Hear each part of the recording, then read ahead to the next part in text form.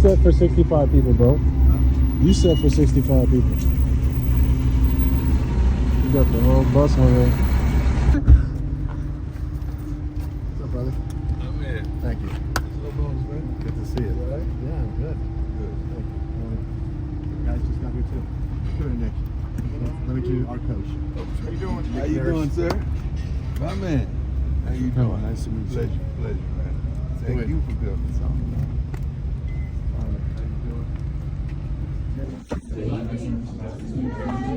How you doing?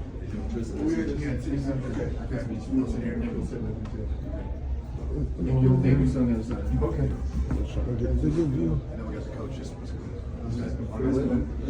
What's up? Yep, just grab a chair. Guys, just spread out. Yep, just grab a chair, spread out. We'll let some of the bolder guys sit in with you too, all right?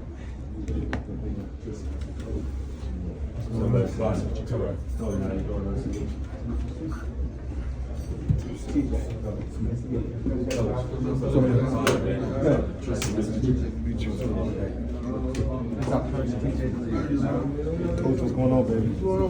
How you doing? Coach, How you doing? today. Oh, that was fantastic. What's up, man? How you doing? Good. What's up, man?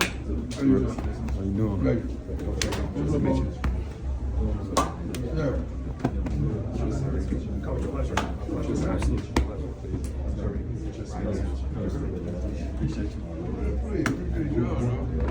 Yeah. Bless you, man. How you doing?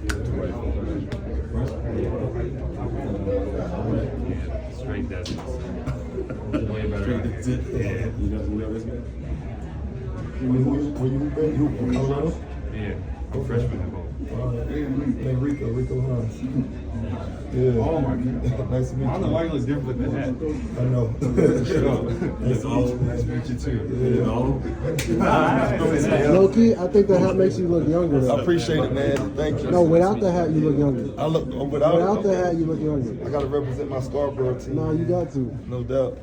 Because I always see you without the hat, Yeah, actually for sure. getting active. And you look, Yeah, Nick's gonna sit here, our coach. see, without the hat, they want to know you should give them a budget, but they not even knowing it. Unless you wanna sit with Tyrese. That's your disguise.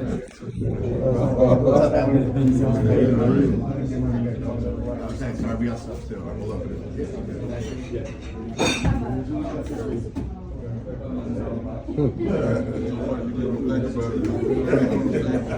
Sam, how you doing? Well, We just got thrown into a dinner. Did you start with anything to drink?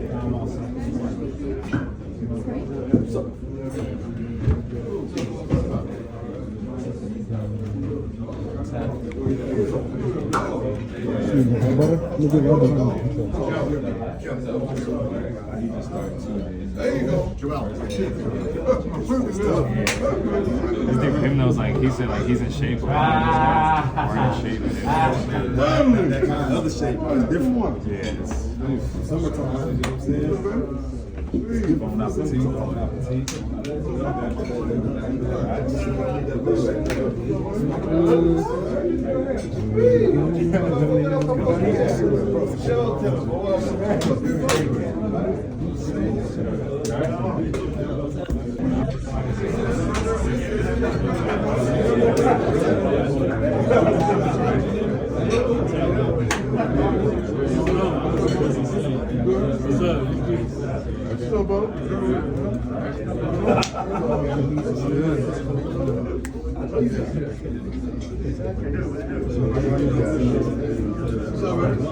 Good to see you. I'm good. Right.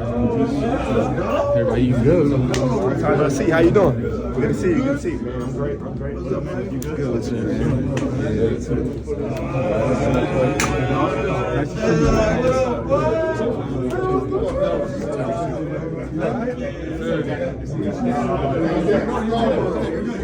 you. This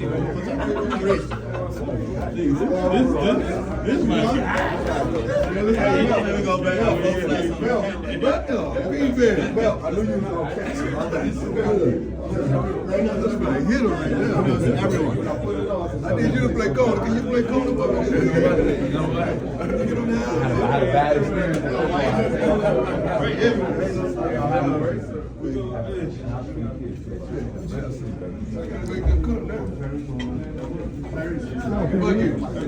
I'm David Edelman, one of the owners of the Sixers. This is Nick Nurse, our coach. We want to thank you for coming over here and coming to visit. I want to thank my man here for taking a little time out of his schedule, preparing you guys to come see us and our team. We're all training in Colorado, not me because I'm not training, but these guys are training in Colorado for the week. Nick thought bring him out here a little altitude training, and the road to a championship for the NBA goes through Denver, so we're gonna get used to it because you'll see us here in June. And then for us, these guys wanted to be prime. I said, I know my daughter goes to Boulder, had to bring them. So look, the logistics are easy. They want to take our order, look at the menu, get your entree out of the way, then we'll sit and we'll start talking and have a great night. But I just want to thank you all for coming.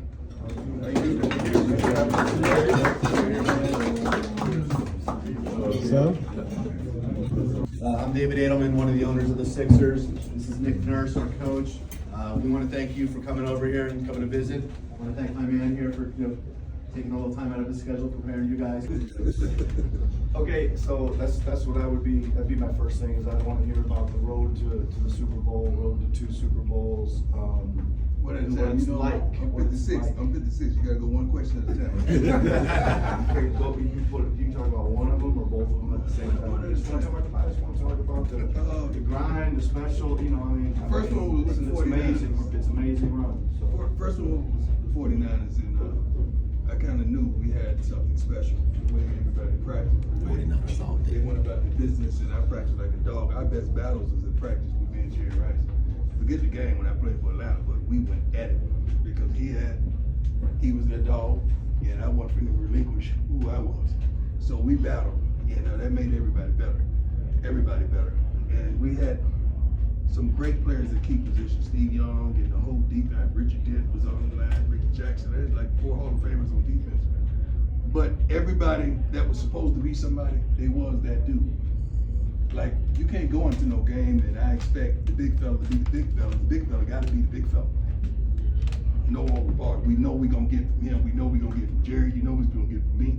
You know what you're going to get. So the questionable players, I need y'all to stand up and ball out. Okay? Because I know what I'm going to get from the dogs. So as long as we kept the main thing, and we got what we knew we were going to get, it was much easier. Because when you start losing and you drop something, that's because one of the main guys didn't do their thing. And you was expecting one of those main guys to do their thing. The guys that kind of help out and assist and do that, they do that. But when the dogs ain't barking and hunting, that's a problem. So in those big games, the dogs always showed up. And the coach put them in the right positions to show up. But then, we were strong enough to say, hey man, what's the game plan? Don't worry about him, I got that. Y'all deal with the rest. I got that. So that's how we dealt with a lot of the issues. So the dogs got to stand up. Both Super Bowls were like that. We had some great players. I played with some great players, some great teams that they showed up when they needed to show up. And we had some elite coaching as well, but we were included in the game plan. So Ray Rose was our defense coordinator. He would literally come to me and say, what you want to do? I said, I got that, y'all deal with the rest. On both teams when we won the Super Bowls. So the main thing got to be the main thing, and the main guys got to be the main guys. Ain't no slipping, ain't no, oh my bad. If I had a gun, I'd shoot my bad. I can't stand my bads. I can't stand, that's on me. I know that's on you. That's why I'm looking at you and I'm pissed off, because that's on you. So the main guys got to produce, and the other guys, you got to do your job. You got to do your job, whatever that may be. Yes, sir. How big was sacrificing during those runs? Sacrifice is everything, because it ain't time for no injuries, it ain't time for no this hurting on me. Everybody hurt. So what you gonna do? See, in life, to get where you wanna go, you gonna have to get some up. You're gonna have to sacrifice something. I don't care if it's her, if it's the homies, if it's the bras, is it the drugs, is it the alcohol, you gonna have to get some up. So to get where you want to go, it's gonna always be something in between that. And you gotta remove that. That's called sacrifice, where I'm from. So wherever y'all trying to get to, it's gonna be something in everybody's life that you're gonna have to give up to get it. Or you ain't gonna get it. That's called sacrifice. Yes, sir. Nervous when you perform this I ain't song? never nervous. No. You know why I ain't nervous? Because I practice for it. Because everything I do on the practice field, I do in the game, you just getting a chance to see it. I'm talking about on SNL when you perform this song. Oh, the hit record must be the money?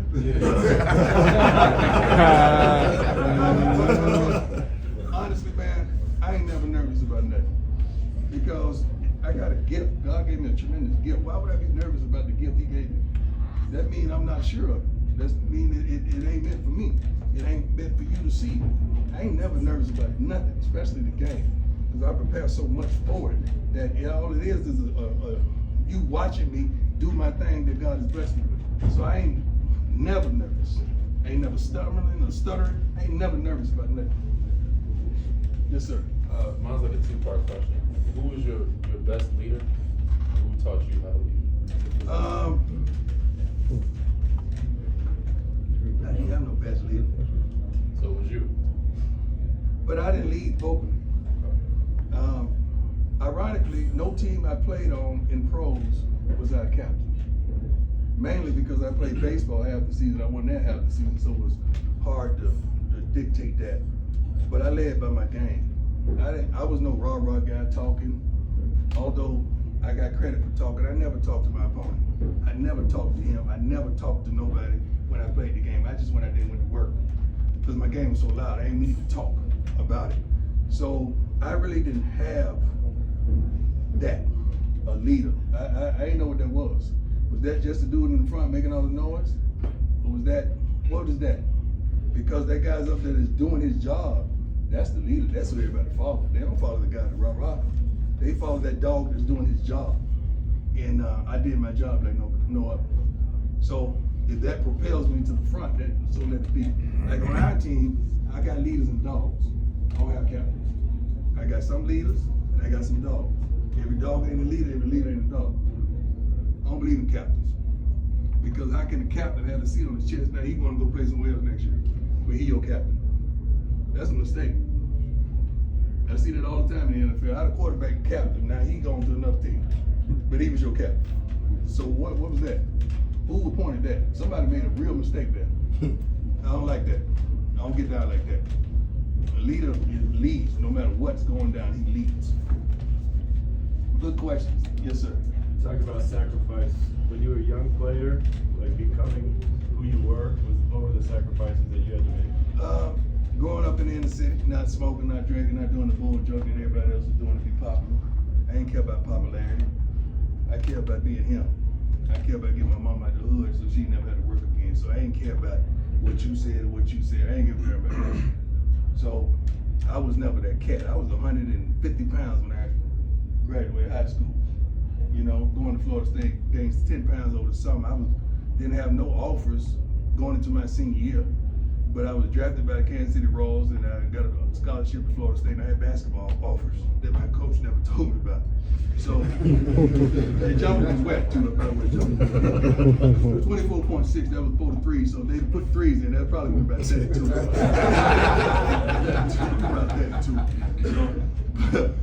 But that's how it was, man. I wanted it so bad. Because I knew, you know, my father was a drug addict, my other father was an alcoholic, and I didn't want to emulate or imitate none of that. So I stayed away and I strayed away from all that. So I was just locked in on getting out. Back in the day, it was Job Corps. Your old heads, you know, it was Job Corps or it was military. I wasn't going to either. So I had to do something to get out of Fort Myers, which Coach is he got a crib down there, 4 miles. I don't know why. They ain't robbed him yet. They don't know he there. But I had to get up out of there, my brother. I had to get up out, and I had to do what I had to do to get up out. So I had to sacrifice a lot of things and do things that was unpopular. You know, going out, kicking it, and doing all the stupid stuff people did for popularity. Yeah. Good question, though. Yes, sir. What's the origin to your nickname Prime Time? And the origin to the dance you did in the touchdown? Basketball, that was dead serious. I dropped like 30-something that night. And I had a couple dunks back to back. And my homie who just left, matter of fact, Richard Fain, he went to play at the University of Florida. He was my receiver growing up. And he played baseball, football, and basketball with me. So we was on a little yellow bus going back. He said, "Dog, you prime time." I said, "You right." You right. And that's how the nickname came. This and what was the second question? End zone dance. Hammer did a dance back in the day. You can Google it right now. It's a video called, a song called Good to Go. It was a real smooth song, and that was like the buck jump. Like, I don't know if anybody from New Orleans, but it originated in New Orleans. It was called a buck jump, and that's where I got the end zone dance from. Yeah, but the thing about it, I only did it when I scored. So the fact that you know it, you know, I always tell people, and I'm just clowning with y'all because I'm letting Prime come out, not Deion. Deion is kind of recluse. Prime is the other dude. I'm the only DB, and every time you see a picture, I got the ball. How's that? Y'all sit there and say, "That's right." I got the ball. How's that possible? Unless you change the game. It's a true story. Hey, Coach, what's your message to your team when they go through a little bit of adversity? The minute quit it, forget it, and let's go. I ain't got time for no pity party. Ain't nobody wiping your eyes and laughing. I'm an old school coach, man. I ain't got time for it. Let's deal with it. Let's admit what we did wrong. Let's work on and let's go. Let's get up and go. Because we ain't got time for it. Ain't nobody finna rub your shoulders and caress your back. Let's go. I'm just old school, man. I coach hard, I coach tough, I coach discipline. And I know what I want. And I don't settle. I'm not cutting no deal with no player, no kid, no child. I'm not doing that. It's gonna be this way, it ain't gonna be. Because I know how to win, I know how to get there. I know where that destination is, and I know how to get there. So this is how we're gonna do it. And we're gonna do it quickly. I ain't got no patience for nothing. And that's one of my faults. I ain't got no patience for nothing, not even my kids. Like, one of my kids, I got a rule that if you late, you know, me start at 7:15, but I always start at 7:10 because I'm trying to get them ready for the world. You know, you can't come in a real job late, and he gonna fire you, right? That's right. Right, in the real world, not these people. Some of them moves on in, and they do what they want to do, but sometimes. But I try to train them properly. So my son at Jackson, the championship weekend came in, he was early, but he was late because everybody would see it. And I said, "Get out." That's it, he didn't play. Championship game. Because I'm dead serious about my rules. Because I can't just let him get away with it. Now, if it was Shador, it might have been different. Of course. I'm not going up there. Right? Big fella ain't going, I ain't going. I got a question. Hey, when y'all won the ship, what was like the biggest adversity y'all faced that season? Egos, man. It ain't from the main guys, it's from the other guys. See, everybody ain't used to that light. And when that light starts shining, you don't realize that light not only helps you shine, but it shows your blemishes. So everybody ain't used to that light, dog. You know, everybody think they ready for that light, and then that light get on them, and it's time for you to produce for real. And then they start acting out, you know. The homies start telling them they should be this, they should be that, and they start changing. They start getting radio shows and little TV shows, little endorsement, because then they start changing. Like, no, dog, you the holder. You hold the extra point. That ain't you, partner. You ain't really making no huge difference here now. You know, we can put somebody else there. But that's the main thing, man. Some of the guys that play lesser roles, man, they gotta understand what this is real, like how real this is. Not that your role is not vital, but handle your role and let that be it. All right. Now, if you progress and coach elevates you to another role, so be it. But don't get beside yourself, man, because your role is important. Even the scout team. See, what's wrong with say, our university? Obviously, most Power 5s are predominantly white. Okay, so when you start getting to the scout team, that's a lot of the backup players who back up the backup. So the scout team who gives us the look, a little different. Okay, now they paying tuition And they really ain't got it like that. But those are the players that's getting the kids ready who start. So you really got to hold them accountable, or you got to say, hey man, this ain't gonna work. So now I get mad and I have the tools have to go against the ones to give us the look for the scout team to make sure we getting the right look, because when they get in the game and they going against Jane, and you rush around and get in front of Tarzan and he start whooping you, that's a problem. So that's on me. I got to make sure we getting the right challenge in practice, because those guys that's giving you that look, you got to be real, man. They got to come at you. They got to go at you. So like when I played the game, like if I was playing against Mike Irvin, you know, 49ers Cowboys, I had to choose the big receiver that was gonna work. I had to tell him how to work me, how to tell him how to lean on me, how to tell him how to do this and that, because I had to get ready for playmaker, because I know that was gonna be a battle. Same thing with Jerry. I got to get somebody that's smart, that run crisp routes, but I had to get about 2 of them, because Jerry run all day and I run all day. Neither one of us was gonna tire, but I had to prepare myself that week for the absolute best. So that look team and what you do in practice is real. That's 100% genuine and real. And I take practice serious. You don't play, coach. No, you don't play buzz if you don't practice well. That's hard. But I got to see it. I'm not getting ready to see it in front of 50,000 for the first time. I don't like no surprises. I told my mama, don't wrap my present, just give it to me. And I guess the second part of my question is, what were the biggest adjustments from the PWI or from the HBCU? A lot. Like this him, a lot different. We knew with the way we were winning and the way we were changing things, not just the game and winning, but economically, we were making folks money. So we knew that's very attractive for a lot of people. So we're not only coach, we do business as well.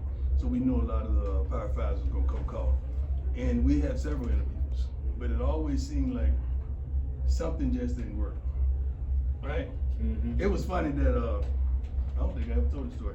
Go back, I hope I ain't getting in trouble. Mm-hmm. Yeah, I was in the hospital, man, you know, going with my leg and all my stuff, my foot. And I had just got, what was it, about 6 surgeries? Back to back, like day apart. So I'm medicated, I'm drugged up, I don't even know where I'm at. I'm out of, Brady told me, say, you know you got an interview tomorrow. Like I'm incoherent. I don't know how we gonna do this. And I'm just looking up and like, cool. And I have no idea where I'm at. And about 30 minutes or 15 minutes before, God snapped, I woke up, boom, knocked it out the park. And the guy at the conclusion of the interview, he said, when can you start? Right? I'm back out. I'm out. And he witnessed all of this. And he said, how you do? And we got this saying that it won't be because of me. That means that we won't be, if I don't get this, it ain't gonna be because of me, because I did my job. That's what we always say to one another. And some way or another, that fell through. And they had asked me, when can I start? So that was God's way of blocking that thing. And that happened a couple times. And we was like, yo, several times it happened. And we knew something was going on. So this last time, you know, we had multiple offers. And finally I told him, I said, I got it. God just spoke to me. This is where we going. He said, you sure? I said, I'm positive. That's where the we coming came from. I called Constance and AD, I said, we coming. We coming. And he's like, you serious? I said, yeah, we coming. And I told him, I said, look, this is what's gonna happen. Everybody and their mama gonna call. They're gonna offer some astronomical money, okay? Don't flinch. Don't flinch. Yeah, we good. This is God. We good. You know, when he started coming to me, man, look at me, man. Man, look, you told me not to tell you, but hey, man. Hey. But I said, don't flinch, because I know this was the spot. And it was a blessing that we knew this was the spot for a multitude of reasons, not just football. It's bigger than football. There's a reason I'm here. It's not just football. Football is it's not minute, it's major, but it's to bring unity and everybody together, all the ethnicities, and just to get the whole thought process of everybody to change in this climate. Because, you know, Boulder is, I think, what is 3%, 2% African Americans, and it looked like the BET Awards every game we played. So what's the second part of that? Second part was the biggest adjustment. Biggest adjustment is making sure everybody ain't sleep. making sure coaches are clue. Because this stuff is kind of intoxicating. It's beautiful here. You know, you start winning a little bit, everybody start calling your name and clapping. Everybody ain't used to that. Everybody ain't used to that. A lot of people didn't come from winning programs and they get kind of intoxicated with the whole situation. And you got to make sure everybody's on point. I'm talking about down to the trainers, down to the strength and conditioning, down to everybody. And that's on me. That's on me. So that's the biggest thing, just the enormity of the calling. I think in SWAC we had what, 80 kids? No, 65 on scholarship. Now we have 85 on scholarship, and we got 120 kids on the roster. So it's not only that, then you got all the trainers, you got all the equipment, you got all the strength and conditioning. It's by the end of it, it's turning 200 people that you got to make sure they on their game and they ain't playing, and practice got to run like a machine. And you got to keep it fresh and change it up and keep it fresh. Like today, I changed the whole structure of the practice. Right off the rip, right? We got close. You added some pieces, and you added some pieces that you figured should be the difference. But how bad do y'all want it? Straight up, you got to really look at each other and hold each other accountable, and you got to realize how bad do you really want it? Like what you really gonna do for it? What you willing to sacrifice for it? How far are you willing to go for it? How hard are you willing to work for it? Because you know what it is, you know. On paper, y'all amongst the best in the business, right? But you got to put it together. And I like what you're adding, I like what you're doing, and I love Mr. Basketball, and I follow it intensely. Especially when you get down the stretch, not just the playoff. But more than loving that moment, the difference is, for me, I love the process, man. See, y'all like the end. In playoff, I like the process. I like the work that it takes to get to it. I like all that. I like all those ups and downs, those ins and outs, those highs and lows. I love the darn process. That's what I'm in love with. So that's what intoxicates me every day. Getting up, it ain't work here. I love the darn process. I love to come and figure it out every darn day and see guys improving, see guys falling off, see guys all that. Coach, when we was getting our butts kicked, most people focused out there. I'm focused out there, but I'm focused back here too. Because I got to see who's shutting it down. Who on the bench having a pity party. Who mad because they ain't getting played. Who hating on the teammate because he's shining. He finally getting his moment. I watch all that.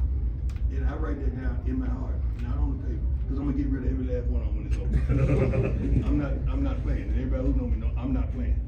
I'm going to get rid of every last one of them because I see it. And I can't win with that.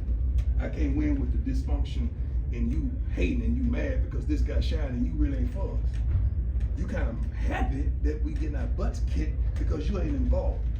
I'm gonna get rid of that, 100%. I promise you, and they know I'm gonna get rid of that. So I see everything, and they know I see everything as the game's going on, as practice is going on, and coaches included. They involved as well. If they're not getting this guy ready or getting this guy prepared, their head is on the chopping block as well. Because I am, what's the word I'm trying to use? What word do I always say? Not addicted, but I'm loyal and I'm faithful to winning, not to a man. I'm faithful to winning. So I'm gonna do whatever I gotta do to win. So if that's me and your relationship gotta end, I'm gonna win. God bless you. I see you, because we're gonna win. And I'm gonna do whatever I gotta do to get to it. I'm not gonna be malicious, I'm not gonna hate or do nothing crazy on you. I'm not gonna end your career because I don't want that. I want everybody to be blessed. But winning comes, I'm here to win, man. That's it. I ain't gonna kiss babies and shake hands, I ain't do none of that. I'm here to win. Yeah. The babies are more likable and they like you a lot more when you win. Everybody's smiling when you win. Yeah, everybody wanna go out and drop the top on their car when they win it, right? When you losing, that thing is up. The windows locked tight. You tinting the front glass. Nobody see that.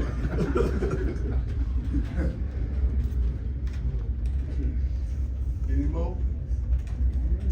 I love it. I love the passion, man. I love the energy. Yeah.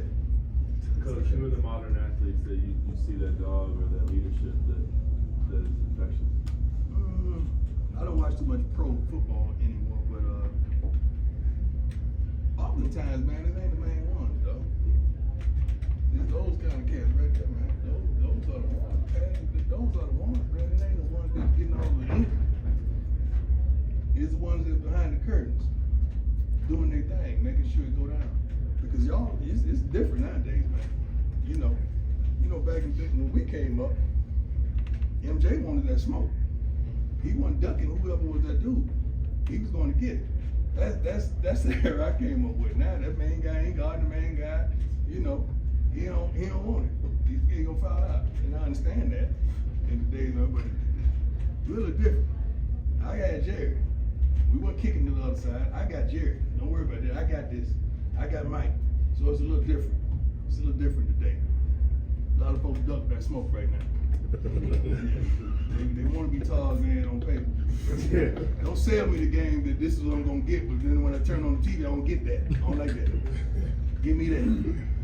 If B playing the Joker, I want to see B versus the Joker. All right, I want to see that, and he goes and get it. Right? I love it. I love the matchup, but I want to see it. That's what I want to see. That's why I stayed up. I want to see it. Stayed up. Nobody else be on the Joker. I ain't got time for that. I'll turn to BT, watch BT Awards. Don't play it 50 times, bro.